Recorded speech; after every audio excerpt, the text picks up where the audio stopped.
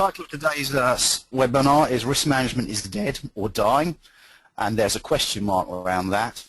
Long live the management of risk. So let's be straight away be up front. One of the jobs of a project manager is to manage risk, so I'm not saying don't manage risk. What I'm raising the question mark over is do our existing risk management processes, etc., fit for purpose? So what are the objectives? To address the wide difference in perception on the efficiency, which is slightly different from the original flyer, of risk management tools and techniques. Within efficiency, there is, well, how well do we do it?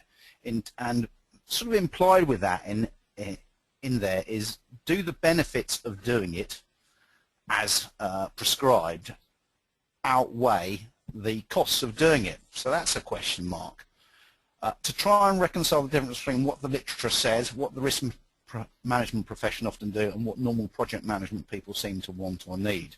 So first of all, I don't think there's a huge the big differences between what the normal project management people seem to want and need, not between the literature and what the risk management profession seem to do. I'll say more on it, but essentially there seems to be within my home sector, which is construction and heavy engineering, a sort of almost an anger at what the hoops that people are having to jump through to satisfy what they should do with respect to risk management. And hopefully not just to criticize it, etc., but actually give practical tips to project management professionals on when or if to use a tool or technique, what to read into the outputs, and in some cases, in actual fact, towards the end, how to simplify to be, I guess, less theoretically correct, but more useful and easier to apply, so that going back to the top point, you can do it efficiently. Okay, benefits outweigh costs. So if we look at the agenda, which I'll have to confess is broadly the same, but has changed a little bit as I develop the course. Quick overview of the risk management process, where I, and picking up on the vibe from other people, normal project people seem to be coming from. We'll then look at the risk identification and assessment phases and response planning, and then I'll attempt to put it, having done some sort of demolition job on it, attempt to put it back together again in order to manage risk.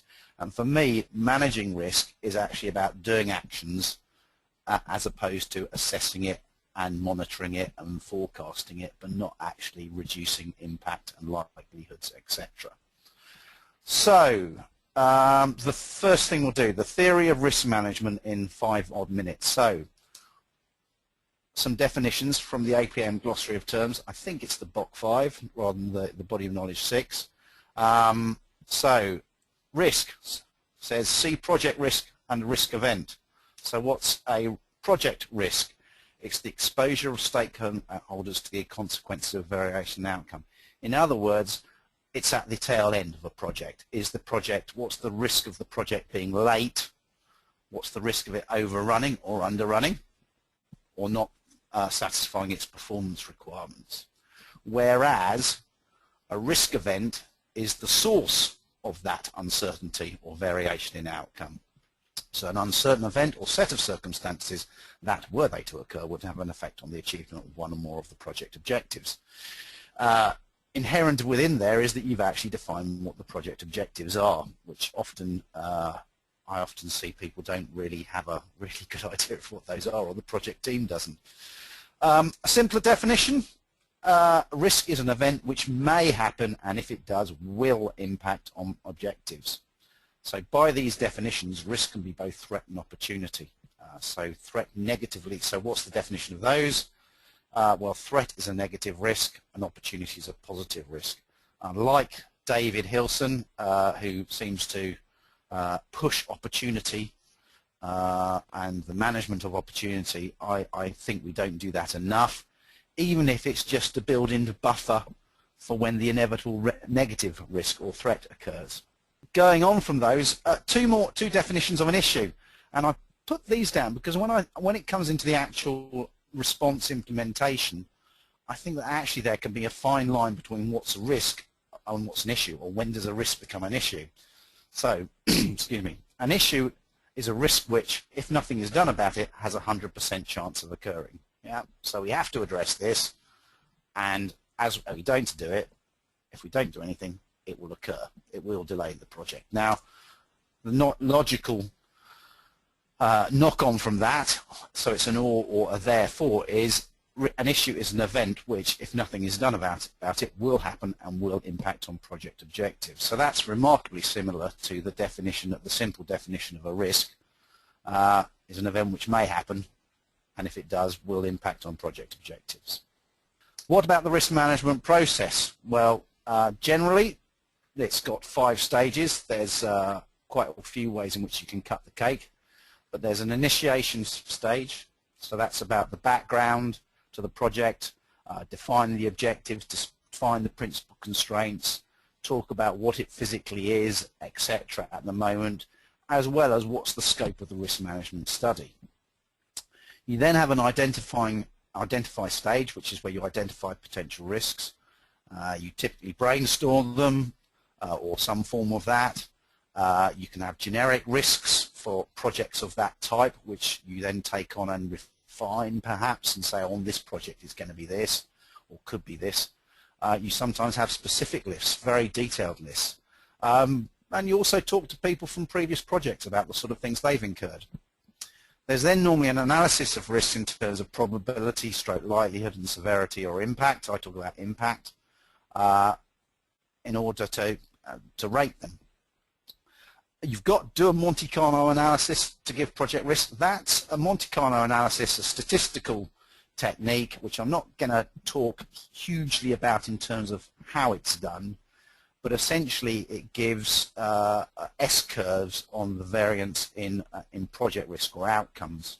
A response planning phase, which is, well, okay, which are the main ones, and what can we do to ideally avoid those risks happening altogether, minimize their probability, minimize their impact if they do occur, and what happens and who owns them. So as some of you may be aware, I'm chair of the Contracts and Procurement SIG, and contracts allocate risk. Personally, I think you have to look at those 3 other things first of all before you consider ownership, who contractually owns them, as well as a few other things.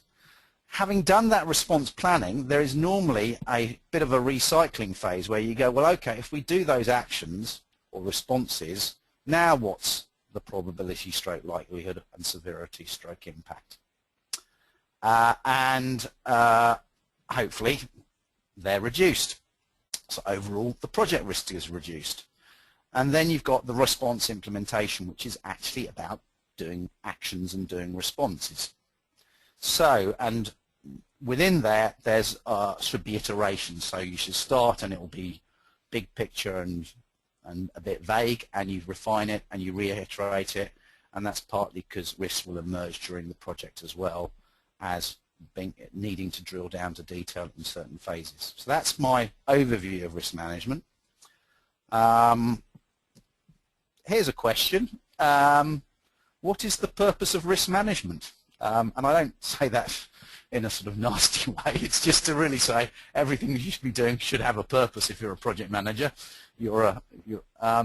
So one is to provide reliable estimates or ranges, so that's where the S underlying comes from, of project or program outcomes, so that people, when they're entering the project, say the P50 or the most likely outcome is this, but it could be this. Can you live with that? But equally, it could be this good. Having launched the project, to monitor progress against that S-curve, so this is where earn value and risk management interface. To monitor progress, are we ahead of the curve, behind the curve, and based on that, can we forecast outcomes of the project or program against these ranges? And that's both for the individual project, but for the organization to know what liabilities and when it's going to happen. And I think most importantly, to help create actions to minimize threat and maximize opportunity. I'm not going to talk that much at all about maximizing opportunity, although it's one of my sort of little things which I think I can help with, but and is underused. It's about minimizing, mainly about minimizing threat that we're going to talk about. To do the above efficiently, i.e. the benefit, and that could be intangible benefit, just knowing where you are. We can't actually quite put a figure on knowing where we are in the project and what it's worth, but it is worth something, outweighs the costs of doing it. I've been around risk management for 20 odd years, but I wouldn't call myself an expert. I originally got involved or started to learn about it as an undergraduate more than 20 odd years ago, 25 years ago, under my then professor, who was the first investigator of risk management in construction. And I then spent 3 years out in industry and returned to be an academic for 4.5 years, 6 years, so I learned more about it under him. In practice, I run risk workshops. That's threat and opportunity workshops. A good result, not an uncommon, but a good result is we can save up to 10% of project costs in a day if it's a dedicated workshop. Best one, we save 20 weeks on a 2-year program. And I also, going on to that, second to last bullet point, help project teams develop better methods to manage risk. And this is really, I suppose, where I'm coming from, is that when I mention that my perceptions on risk management, or sometimes people voice them when we talk about risk management, but when I mention my perceptions, in my home sectors there seems to be almost an anger at risk management and how bureaucratic, time-consuming, etc. it seems to have become, without, from their perspective, adding sufficient value to it, to the project. So I've worked with project teams so last week I was with a £80 million project team, nothing to do with this, they didn't know I was doing this with them, but I've worked on £250 million projects where we've looked at how can we feed the corporate machine and their desire to know where you are on the S-curve, but actually deliver value in terms of managing threat out and managing opportunity in.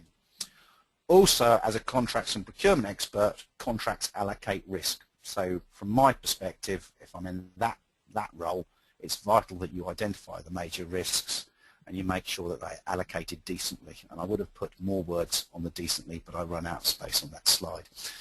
I'm absolutely not saying don't manage risk, because as a project manager, it's a core job of you to deliver a project to its time, cost and quality or performance objectives, so you have to be managing this risk, and hence the long live the management of risk in the title. I'm also not going to say that I have all the answers. I have some suggestions and hopefully useful tips, but I don't have all the answers. What's the bee in my bonnet? Well, I've mentioned some of them. In my 20+ years, the main developments have been a focus on the analysis stage. The risk management profession seemed to have said, right, analysis, let's do that. Let's do it to death. Let's focus in on that and get ever sophisticated means of analysis. And the other aspect is corporate risk management, where what the project processes feed up into the risk management, so the corporates get a view of their total exposure, etc. Both in part of that is due to the development of IT capabilities. So my ex-professor used to say that when he did a Monte Carlo analysis, they had to queue for the big mainframe. They used to pray that the ticker tape wouldn't break as it was going through the machine, etc. Whereas now you can just do it on a normal laptop in a matter of seconds almost. The but is a perception, and I think it's a valid perception, of increasing bureaucracy and a box-ticking approach. So bureaucracy is, as the project's going through, we're having to report. Boy, are we having to report on this and fill in forms and update spreadsheets and so on. Just to give an example of that, one of my mountain biking friends actually, he's an ex regional director of a national contractor, and he said on one of our projects we had to submit the risk register 7 times, and after the second time to satisfy the risk management person, and after the second time it added no value to the project whatsoever. And with the possible exception of major projects, my perception is, and I think others, is a lack of emphasis on where it falls down, which is doing the actions which lead to better results, because people are so focused on that bureaucracy, the analysis, etc., and all that, not actually on minimizing the threats, maximizing the opportunities. So does it actually add value to the project as a discrete activity in terms of bringing it in better to the time, cost or quality objectives? Here's a paradox. On one hand, doing risk management superficially results in superficial or poor results. That's the forecasting, that's the monitoring, and that's the actions generated, the quality of the actions and actually doing the actions. So let's just revisit that risk management process and say where it potentially falls down. Well, the first thing is in the initiation stage. If people don't understand the project, they don't understand the objectives, they don't understand what it is, the context in which it operates, etc., then they're just going to view it as a generic project of that type. And therefore, when you come up with, go to identifying the potential risks, what you're going to come up with is just a generic risks for projects of that type. So I remember doing one risk workshop, and one of the guys basically said, I said, what do you want from this? And he said, what I want is I want us to come up with risks which are specific to this project. I don't want another risk workshop where we come up with the same generic risks. Yeah? So if you've only got generic risks for your projects, then what happens in the next stages? You're going to have generic impacts of probability, likelihood, severity, impact. They're going to be guesses. Yeah? They're not going to be specific to your project because the risks aren't going to be specific to your project. It's going to be a construction project. Oh, ground risk. Well, whoopee-doo, well done. But what are the specific ground risks which you are going to encounter? And therefore, what you have is effectively, if you're going to do a Monte Carlo analysis, you're going to have garbage in. And actually, rather than actually addressing the garbage in, one of my central hypotheses of this seminar is actually what the risk management profession have done is spent their time refining that analysis phase, but actually not refining the inputs to the analysis phase. Regardless of whether you do a Monte Carlo analysis or not, if you've only got generic risks with generic probabilities and impacts, what's going to come out is generic responses. Yeah. So firstly, they won't actually address the specific risks that you have, and also they're going to be high level. And if they're high level, and you can't describe the responses in terms of what I call see here language, as in which I'll elaborate on later, then they're not what I call tick-offable, as in you can't say you've got to do that because it's so vaguely described, and therefore you can't hold people accountable. And guess what then? It falls down in response implementation, as in people don't do the responses.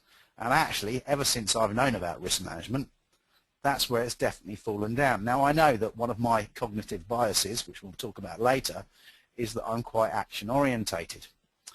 So for me, if it doesn't result in action, well, what's the value in it?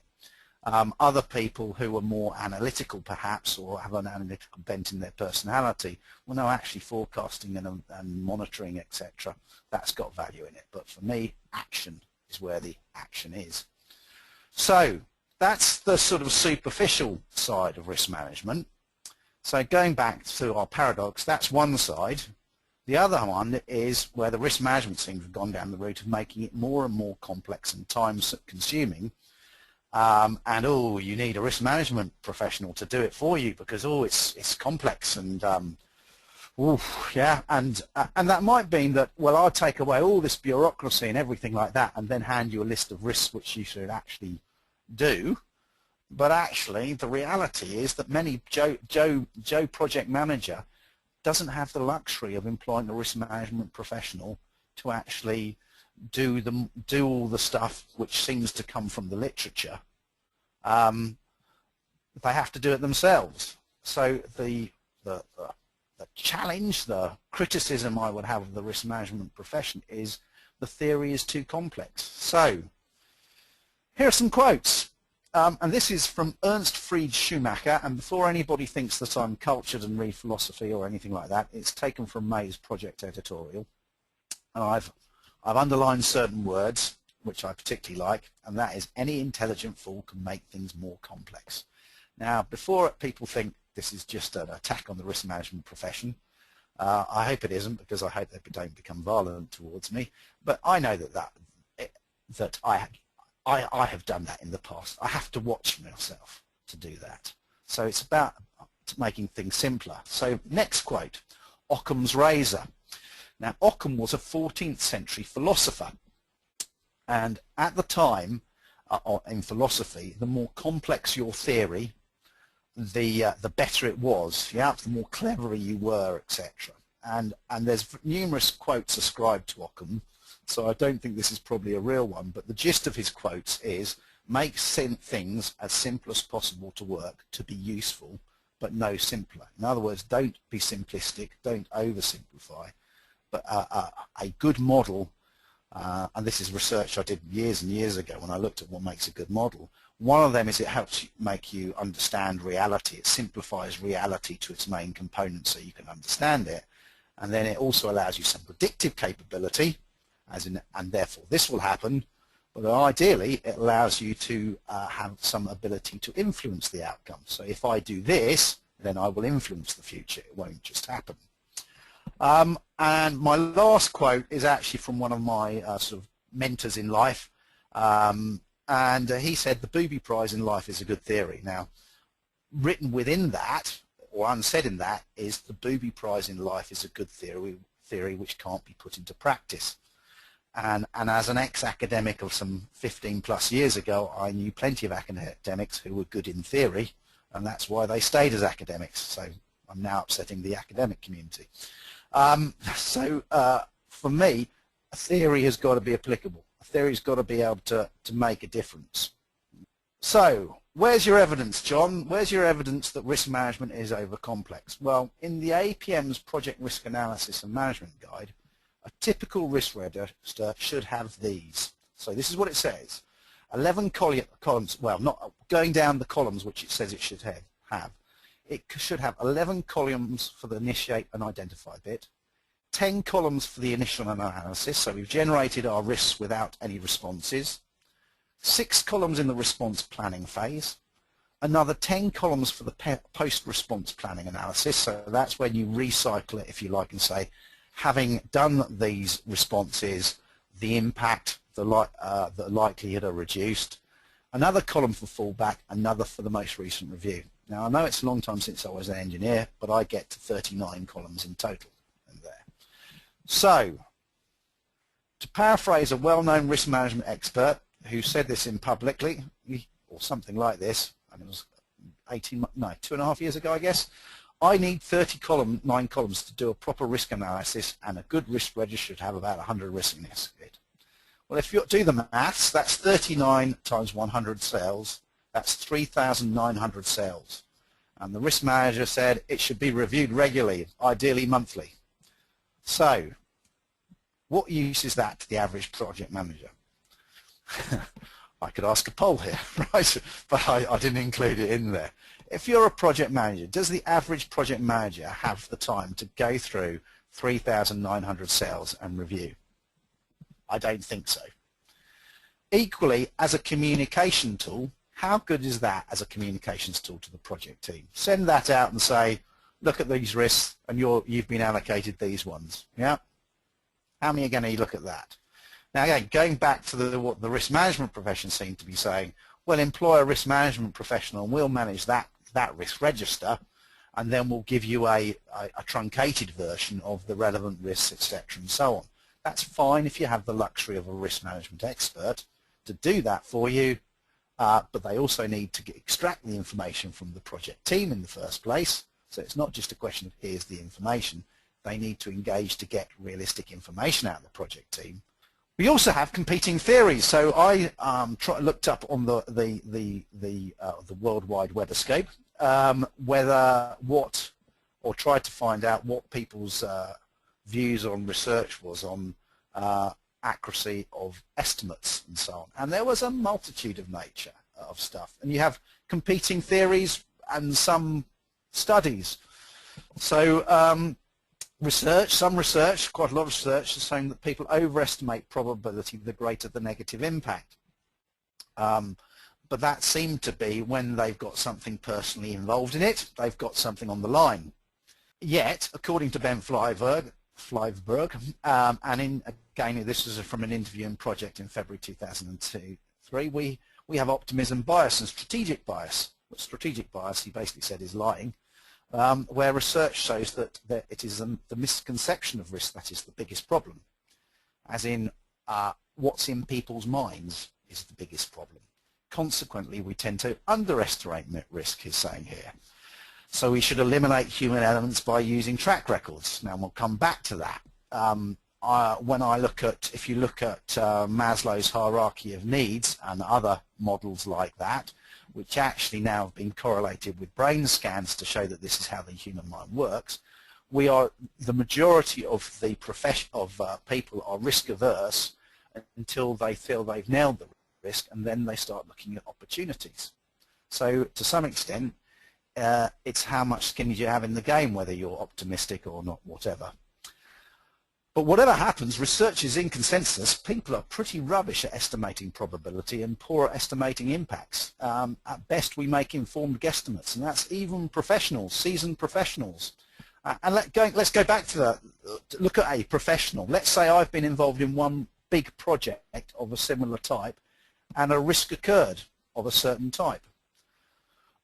I'm then going to another risk workshop for a new project. What's my estimate of probability that that risk will occur? Well, I've done one project where it occurred, so it was 100%. Alternatively, I might have done 5, and it occurred on 1, so it's 20%. Yeah. But my American cousin is an economicist, and she would laugh in your face if you said that 5 is a statistically valid sample size. She talks about thousands. So we then say, oh, okay, let's go back to Bent Flyberg, and he's quite right, we have to use track records. But again, we'll come back to that because I haven't finished on the human aspect. There's a little star on the side. I started reading, partly related to this, but I bought the book in any case, a book by a German psychologist called Rolf Dobelli, which is The Art of Thinking Clearly, in which he outlines 99 cognitive biases, or mental shortcuts which human beings take as a result, I think it's fair to say, of our evolution. And if you have a skim through that, many of them are quite definitely relevant to estimating probability and impact. Now, so there's an awful lot, and that's just the individual human biases. That ignores organizational biases, cultures, and organizational influences, and to the wider context. So going back to Ben Flyberg, in that article, he said that if you've got, this is what strategic bias is, or the example he gave for strategic bias, if you've got 2 competing projects for a Sheffield and Leeds tram line, and you're asking the individual project teams to do a risk analysis and say how risky are these, and they know that's going to go up to central government and the least risky one will get the money, or it will be a factor in it, well, what are they going to do? Are they going to be tempted to minimize the likelihoods and minimize the impacts? Yeah. Okay, so there's the main point of this slide is getting accurate estimates or guesstimates out of people for impact and likelihood is fraught with difficulties. They're at best informed guesstimates. So, as another paradox, as a generalization, the less complex and unique the project is, the less risk there is, because we've done it before. It's more like a manufactured thing where you've got a clear probability or range of outcomes. And the more data experience there is to identify, analyze, plan responses and manage risks, which makes it inherently less risky because, to go back to Ben Flyberg, you're taking out the human element of it, the estimating element of it. Or, the more complex and unique the project, the more risks there are, and the less data stroke experience there is to identify, analyze and plan responses and manage the risk, which means, A, we are making more and bigger guesses, and there isn't the data to go back on. So how, in Ben Flyberg, and if he's listening, excuse me for my pronunciation, how can we go back to the data on complex, unique projects when there isn't the data set there because they're unique and complex in a whole range of different contexts and variables.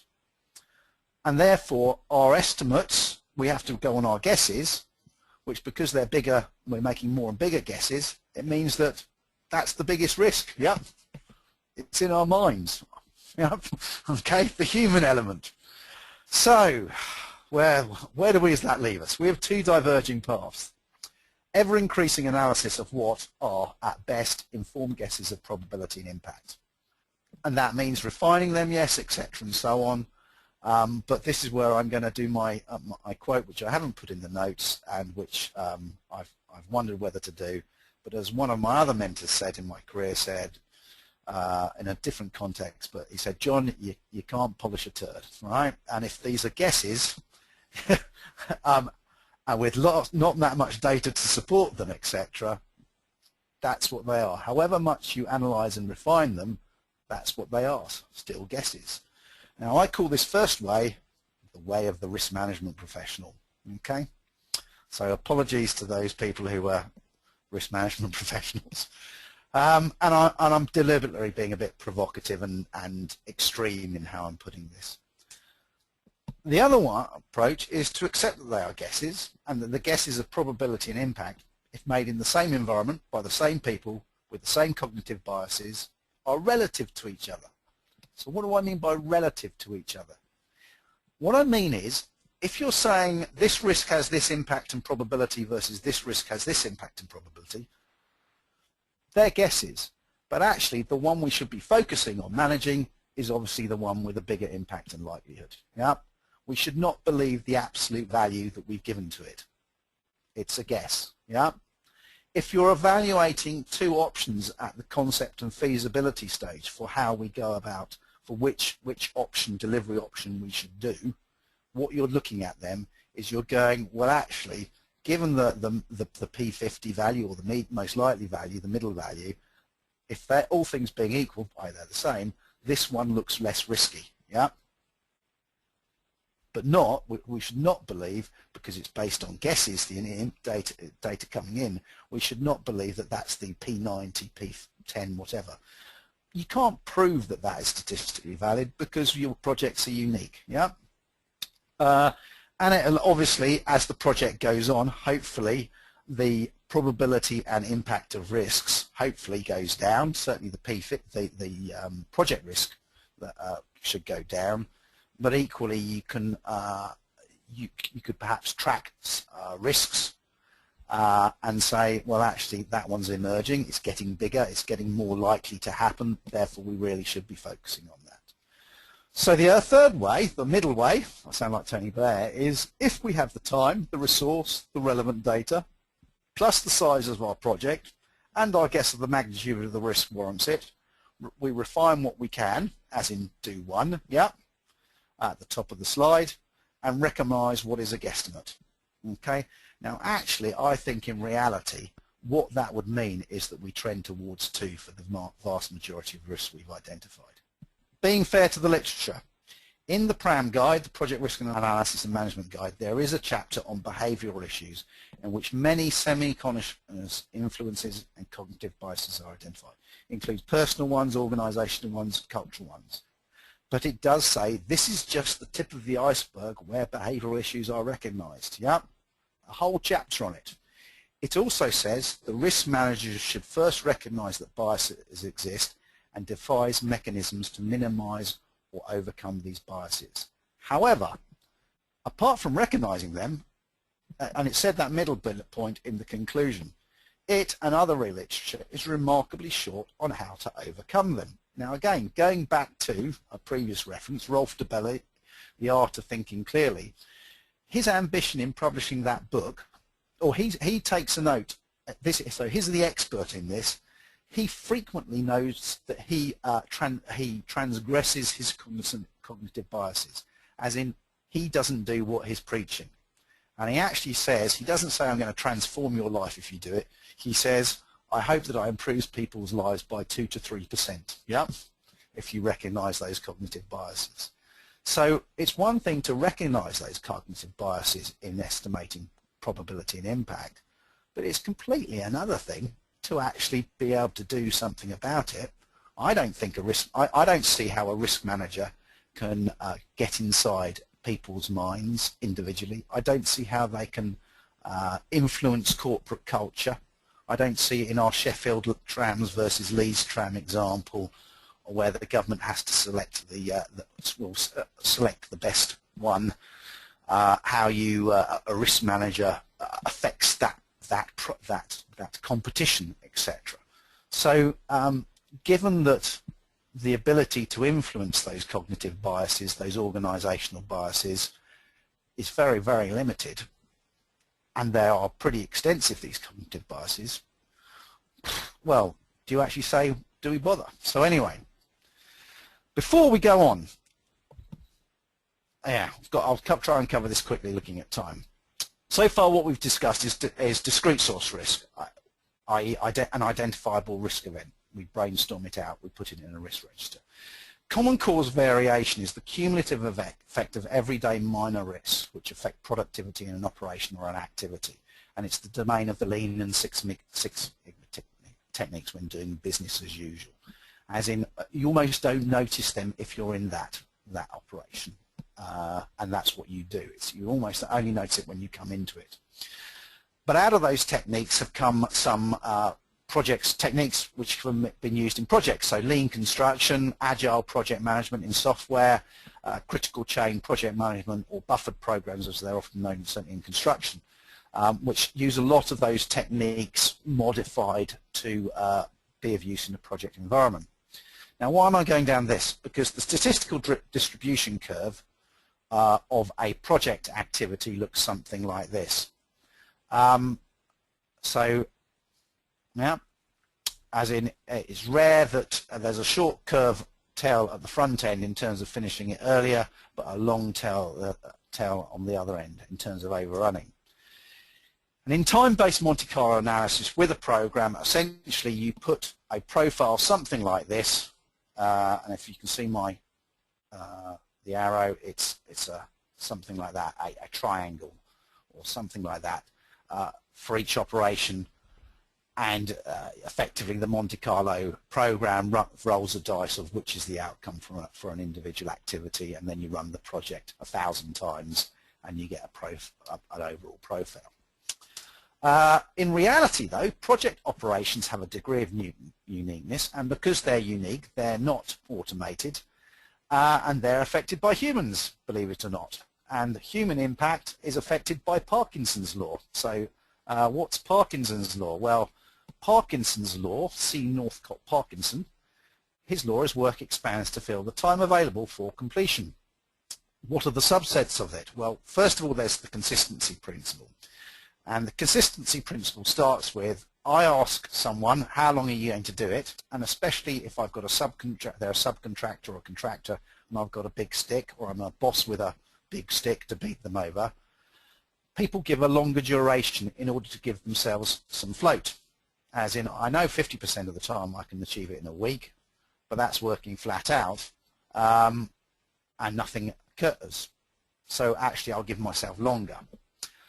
But having done that, so they actually give, and research has shown this, they actually give their duration at 80 to 90% point. And certainly when I've done stuff on lean construction, and we do a little exercise, that seems to be where people give their durations.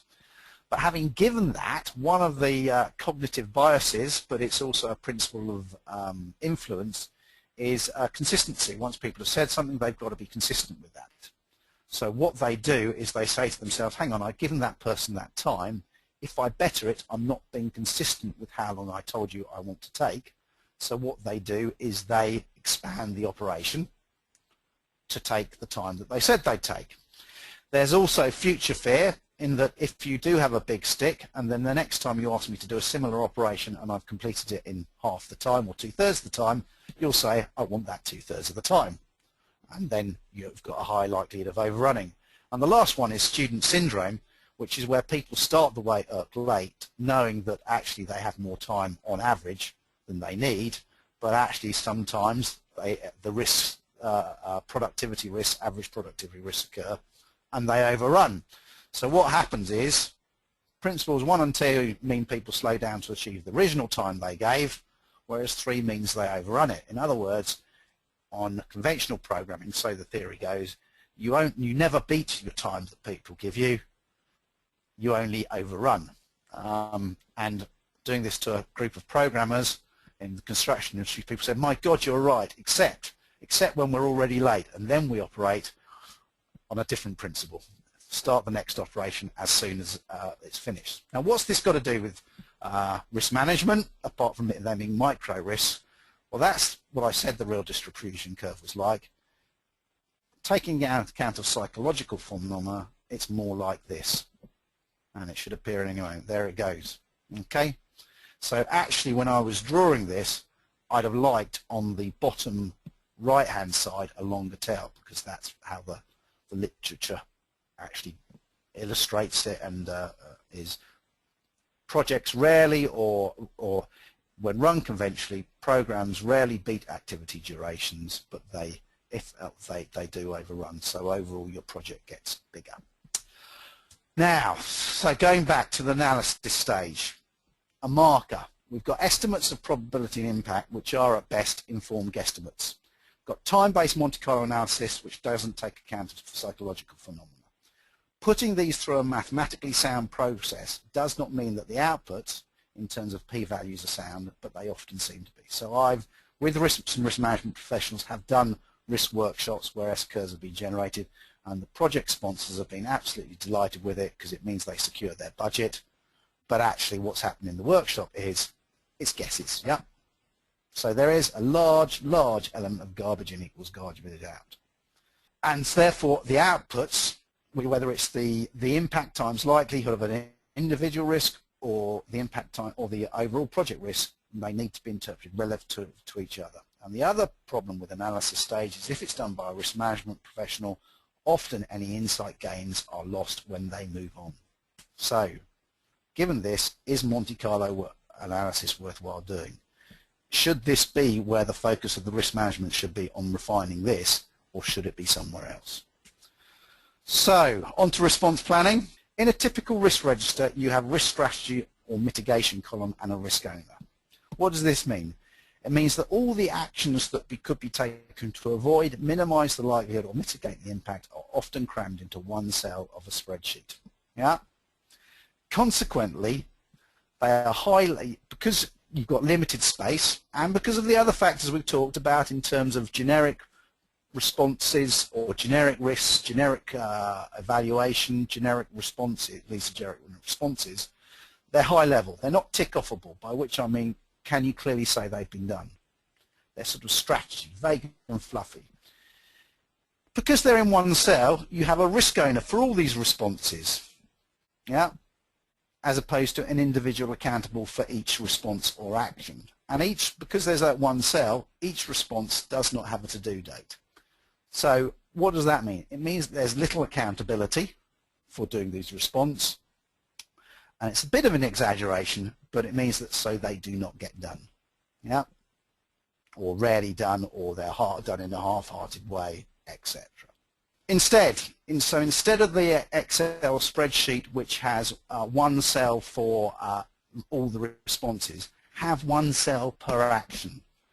This might well mean that you have multiple rows per identified risk. In other words, earlier on in the Excel spreadsheet, you actually have empty cells below a line of the first 5 cells in a row, and then you have one action per risk, or one action per cell.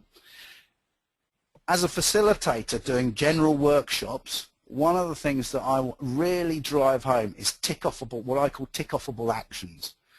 And a tick-offable action has got to be one or the other.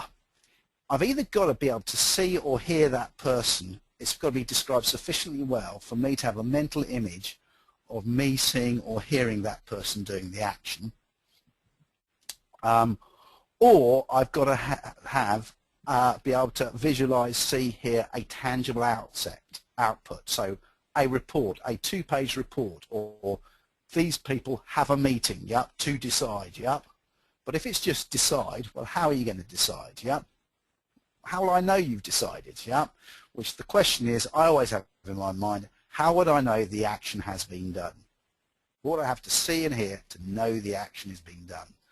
And if you're this comes from a project manager, or no, well, the next slide is mainly from a project manager. But that's the real question I drive down. And I know that from my early facilitator experience, that where I'd really hadn't pushed that, what came out was vague actions. And then when I phoned up the project manager and said, how did the workshop work out? They say, well, not too much happened. Whereas when I've really pushed down and got specific and forced people to be specific, then you can say, okay, now we know what specifically the date is, when does it have to be done by, and then we can put a named individual against it. So, and it makes people accountable for those actions, and then actions get done. So it's a simple thing, it's not complex, but that's one of the things. Now again, the next, this is an example of a spreadsheet which is actually used for managing NEC contracts, but they've simplified the impact bit to actually priority. They don't have impact times likelihood.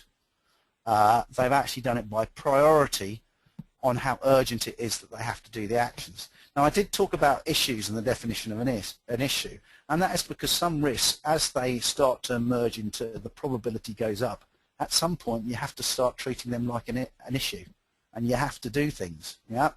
And equally you might have to do things to push that probability down. So is that oversimplifying? Well, perhaps, but you can always add an argument for one more column, just one more column, and then you end up with your 39 columns. Yeah. Tips from a project manager. So actually, this is not me. I am a consultant, so I grab what I can from other people, grab and steal. He said he starts the meeting with a review of the actions from his risk issue log. That should have been done since the last meeting, and he basically lays into the people who've not done the actions, and he praises those who have. Yeah. During the meeting, he makes notes of the actions which come out, and at the end of the meeting, and he did it on the paper copy, but he basically scrolled it down. He said, okay, we've got that person, they've got the action. He confirmed the actions, who is to do it by, and by when.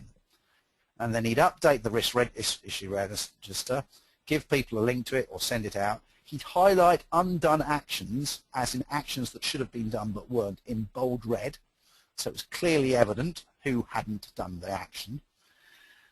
And the result was people pretty soon got the idea that this risk and issues log wasn't an abstract thing ran by the risk management profession but which could by and large be ignored. It actually mattered, and people did the things. So if just on that last little bit, if that's all you get out of it, how to actually get people to do actions, hopefully it's been worthwhile. To summarise for Joe Project Manager, I would say this: spend time in the initiate phase, getting everyone on the same page about the project, because that way it's not just another water project or another software project or whatever it is. That way that when they identify risks, they can actually get specific about what they are as possible. But except that the definitions will partly be refined when defining and doing the actions. So, going back to my construction, if they just say ground risk, well, okay, what ground risk? Well, it's in the northwest corner of the site. Well, what ground might you find? Well, it's man-made unsuitable, which will have to be taken away. That's the risk, yep. And then actually, well, one of the first actions might be, well, dig a trail hole, yep, to find out about it, and then you can further refine the actions as you go along. I do recommend that you define the scales for probability impact to take out one of the scales of sources of cognitive bias, because what might be a high risk for a civil servant close to retirement who likes gardening might be a low risk for a testosterone-filled person in their mid-20s who does outdoor pursuits as an activity. It means that people are on the same page about whether it's a 1 in 3 risk or higher. Don't spend huge amounts of time pinpointing probability and impact, except that their guesses. If you do gonna have another column for good reason, just be really aware of, does it really add value? Do we really need it? Because what you want to avoid is rows and rows, or columns and columns. Yeah. Get specific about the responses. Make sure they're tick-offable actions, who is to do them and by when, and then hold people accountable to do these actions. If we put this together in some sort of diagram, for a large project you might have your full-on risk register. You then have a risk log, which is where you have the impact and probabilities, and then you have your active risk register. What I suggest is this is the bottom one is thoroughly updated by the project manager at least fortnightly at a meeting and circulated. And that's got 9 columns max, so it's bite-sized. It's something that people can chew off. It might have, as I say, it might have a number of rows per risk or issue. The risk log is revised every 1 to 6 months. I would say 1 month. I put in 1 month because you might have to do it for reporting requirements. If that's the situation, by the project manager in consultation with the risk management people, the people who run the corporate risk management bit. But I think you do need to take cognizance of what's emerging from below, and that means that some risks will be entered into it and equally some taken off. And then the full-on risk register updated as often as the risk management profession wants, or as often as the senior management thinks they're getting value from doing so. And I think you might get a sense of my sentiment on that one there. So, is risk management dead or dying? Well, much of the limits and problems with risk management is identified in the literature, but is either not taken to its logical conclusion, i.e. cognitive biases in assessing probability and impact, means what are they worth, or drowned out in the mass of other things that you should do to do proper risk management. So you should do all of this. The risk management's response seems to be, well, employ a risk management professional for you to do it for you, not to simplify. As I said, that's a luxury for many professionals that they don't have. The initiate, identify, analysis, response planning and response implementation phases are still valid, I think. However, in the analysis phase, the validity of guesstimates and probability and impact should be made evident.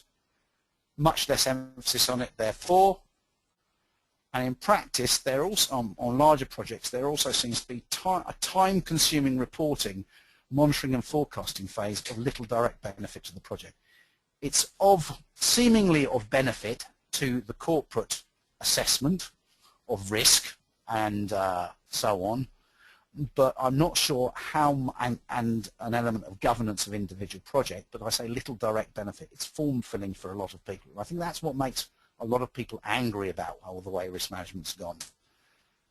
But there should be much greater emphasis on the practicalities of actually doing actions. The last one, so what happens next? Well, I propose a new SIG, a practical risk management SIG, right? And I'm saying this very much tongue-in-cheek, and I can see the people from APM HQ going, no, no, opposite me.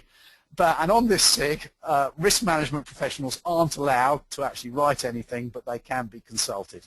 And the idea is that it's a risk management guide for project managers and how to do it effectively if they're the ones doing it. Yeah? Got 2 questions. One of them is basically from Chris, who says, I understand the concept that the risk could be an opportunity as much as a threat. It seems to me that there is an inherent problem with the use of the word risk in a positive context. For example, you wouldn't hear a doctor talking about the risk that you're getting better, or a driving instructor talking about the risk of not having an accident. What are your thoughts on that? Going back to what I said about Maslow's hierarchy of needs, is that people feel that they have to cover off the downside before they can start focusing on the opportunity. And actually, even if you're just identifying opportunity to give you a bit more float for when the inevitable downside occurs, I think that cognitively we find it extremely hard to conceptualize that in our mind at the same time. It's a fundamental motivational traits.